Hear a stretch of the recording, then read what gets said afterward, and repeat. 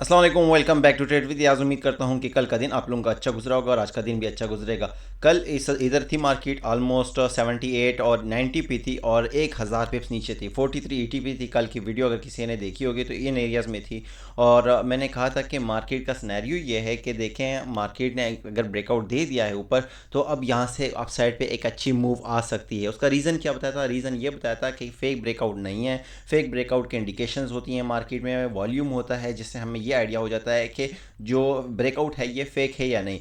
और मैंने ये भी बताया था, जब भी गोल्ड रेंज करता है, जैसे कि यहाँ पे गोल्ड देख सकते हैं, रेंज किया, उसके बाद ब्रेकआउट दिया अपसाइड पे, फिर रेंज किया, फिर ब्रेकआउट दिया। और एक बात गोल्ड के बारे में याद रखें, जब भी ये बड़ा रेंज करता है तो उसके बाद बड़े रेंज के बाद इसका ब्रेकआउट भी काफ़ी, जो ब्रेकआउट के बाद जो इम्पल्स वेव होती है ना, वो भी अच्छी खासी होती है। अगर इस वेव की बात करें, फॉर एग्जांपल मैंने कल भी आपको इस एग्जांपल यही एग्जांपल आप लोगों को बताया था कि गोल्ड ने फॉर एग्जांपल ये एक रेंज किया था और ये रेंज तकरीबन इस रेंज में थी मार्केट। ये अपसाइड पे इसका रेजिस्टेंस था और डाउन साइड पे ये इसका एक सपोर्ट एरिया था। इसको जब ब्रेकआउट दिया गोल्ड ने, और फिर आप देख सकते हैं कि गोल्ड कहाँ ऊपर निकल गया। ऊपर के लेवल्स आप देख सकते हैं। करंटली भी वही सिनेरियो है कि एक दोबारा एक अपसाइड पे ब्रेकआउट दिया है और ब्रेकआउट के बाद सीधा ही कोई बाइंग अपॉर्चुनिटी नहीं दी और सीधा इम्पल्स वे जो है वो दोबारा गोल्ड ने स्टार्ट कर लिया है।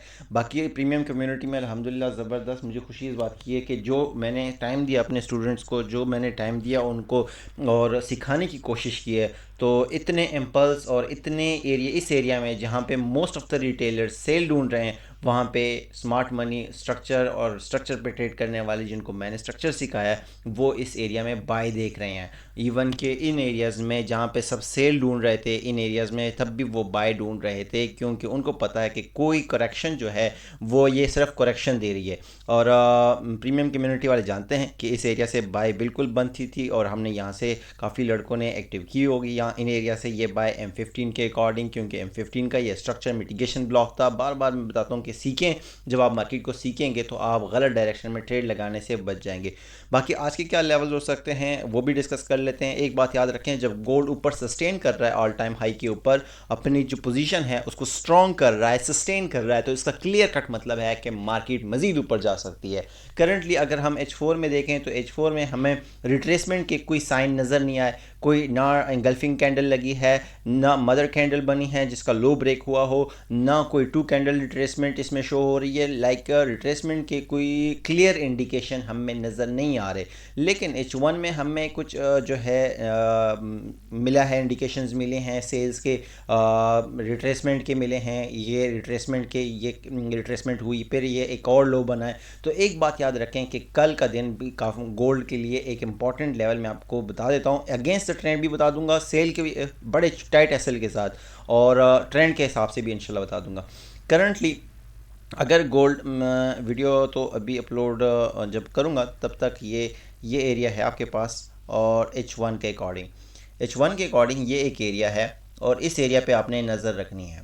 और ये एरिया बनता कहाँ से है? ये एरिया बनता है फ्रॉम द लेवल ऑफ 92 से लेके 92 से नहीं बल्कि 93 कर लें इसको, 93 से लेके 98 का एरिया। आपको 4502 का एसएल दें, 4502 का आप एसएल दें, 4500 के ऊपर 4502 का आप एसएल दें और यहाँ से सेल करें। कितने पिप्स का? ऑलमोस्ट आपके 60-70 पिप्स का एसएल बनेगा। लेकिन अगर ये ट्रेड चल जाती है तो आराम से आपको 100, 100, 300, 150 से लेके 200 पिप्स आराम से दे सकती है ये ट्रेड, 150 से लेके 200 पिप्स। अब ये trade the against the trend, उसके रीज़न भी हैं, लॉजिक्स भी हैं, क्योंकि M15 में, M30 में थोड़ी सी बेरिश मोमेंटम दिखा रहा है। रेजिस्टेंस एक दफ़ा कंसिडर किया, दूसरी दफ़ा, तीसरी दफ़ा अब जारी है मार्केट, तो हम वहाँ से सेल ले सकते हैं। इसके ऊपर का SL 4502 का SL देके यहाँ से सेल ले सकते हैं।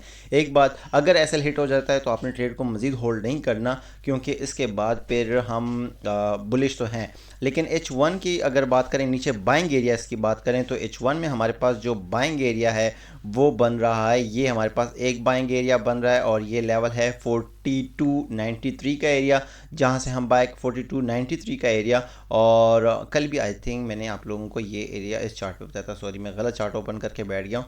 कल भी ये एरिया मैंने इस एरिया में आप लोगों को बताया था, ये एरिया 44 से लेके 44.18 का एरिया बाइंग एरिया है। उसके अलावा ये हमारा सेकंड बाइंग एरिया है H1 के अकॉर्डिंग 44.13 से लेके 44.05 का एरिया। तो ये दो हमारे बाइंग एरिया रहेंगे।